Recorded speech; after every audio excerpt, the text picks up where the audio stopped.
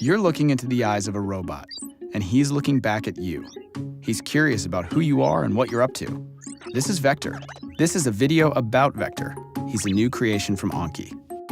He is a character, a robot that is meant to live in your home. He's always on, he's alive. The idea is really that Vector becomes part of the family or that home, both on the emotional character side, but then also on the utility side. Vector is really the first robot that uses advanced deep neural networks to do a lot of perception and understanding of the world around him.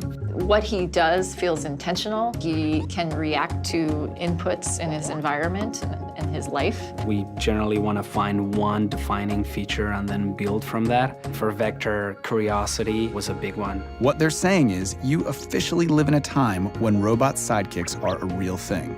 Hey, Vector, give me a fist bump.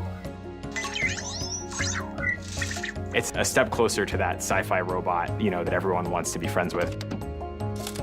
That step closer means you've got a robot in your house waiting for you to get home. Autonomous like a Mars rover, aware enough to avoid falls like a tightrope walker, ooh, and always excited to welcome you home like a loyal companion. What's up, Vector? Jason. Vector's no slouch roommate either. He's happiest when he's helping out. Ask him the weather, and he'll show you. He can set a timer and cause a commotion when it's finished. Activate robot alarm. And he can connect his robot brain to the internet to answer your questions. Definition of life, the characteristic state in the world of living. He's a little robot who brings a lot to your house. He's also a little robot with nearly 700 parts.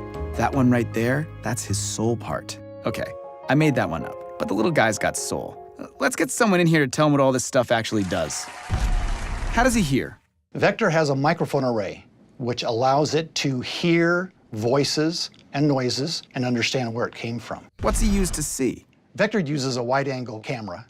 Why doesn't he fall off the table? 4 drop sensors. How come he doesn't bump into stuff? Has this laser distance sensor right here in the front. Whoa, robot lasers? How do we know he won't use that for evil? We have a very strict quality control process to make sure that no evil robotic overlords emerge from Vector. This thing is just awesome. There's got to be a huge amount of code inside the robot. There is a huge amount of code inside the robot. It's a few million lines of code at this point. That software really encompasses everything from the character to the low-level operating system to the cloud functionality. He has a camera in his face, and that's actually one of his primary sensors. Not just capturing the light in all the pixels, but it's making sense of those pixels. He knows what it is and where the stuff is. That code creates his intelligence and his personality.